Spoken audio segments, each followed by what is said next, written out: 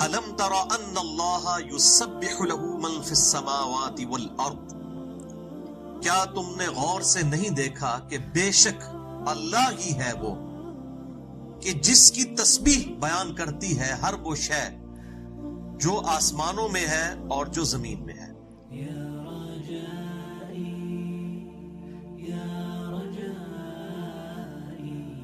یہ فی السماوات والارض، جب بھی یہ ٹرم استعمال ہو قرآن حکیم میں تو اس سے مراد پوری کائنات ہوتا ہے۔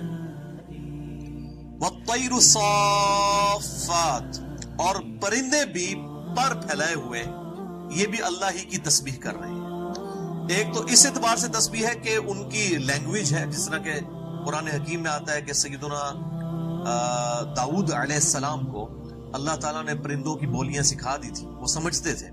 ہمارے محبوب صلی اللہ علیہ وآلہ وسلم کے بارے میں بھی صحیح سند کے ساتھ سنن نسائی میں حدیث آتی ہے کہ ایک اونٹ نے آپ صلی اللہ علیہ وآلہ وسلم سے اپنے مالک کی طرف سے جو اس پہ ظلم کیا جاتا تھا اس کی شکایت کی، تو انبیاء کرام علیہ السلام کو اللہ تعالیٰ یہ معجزات عطا فرماتا ہے۔ اور دوسرا یہ ہے کہ یہ پر پھیلائے ہوئے جو پرندے ہیں یہ اللہ کی تسبیح بیان کر رہے ہیں۔ مراد یہ کہ یہ زبان حال سے خود پکار پکار کر کہہ رہے ہیں کہ وہ اللہ کتنا پاک ہے جس نے ہمیں یہ طاقت دی ہے کہ ہم ہواؤں میں اڑ رہے ہیں۔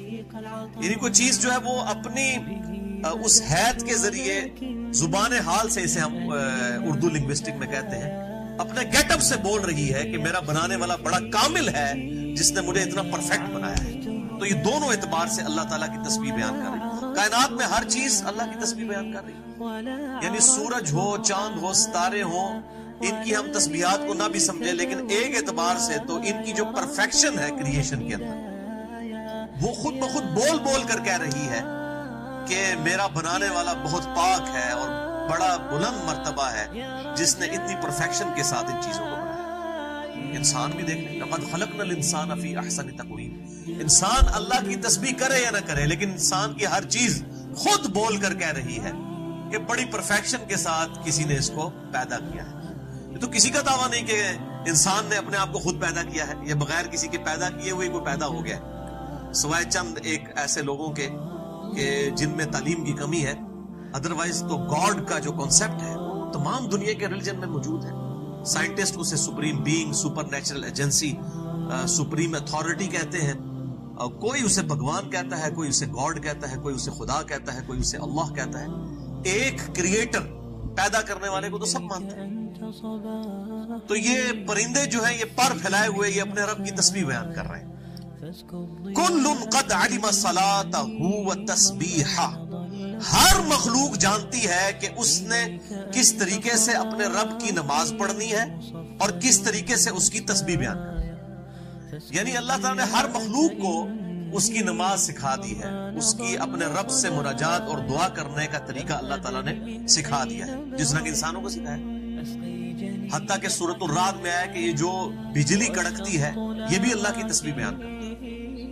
اسی طریقے سے احادیث کے اندر آتا ہے، صحیح بخاری میں حدیث موجود ہے، سیدنا عبداللہ ابن مسعود رضی اللہ تعالیٰ عنہ علیہ السلام کہتے ہیں کہ ہم نے اللہ کے محبوب صلی اللہ علیہ وآلہ وسلم کے ساتھ خود بیٹھ کر کھانا کھایا اور ہم آپ صلی اللہ علیہ وسلم کی مبارک موجودگی کی برکت سے کھانا کھاتے ہوئے اس نوالے کی تسبیح بھی اپنے کانوں سے سنا کرتے تھے۔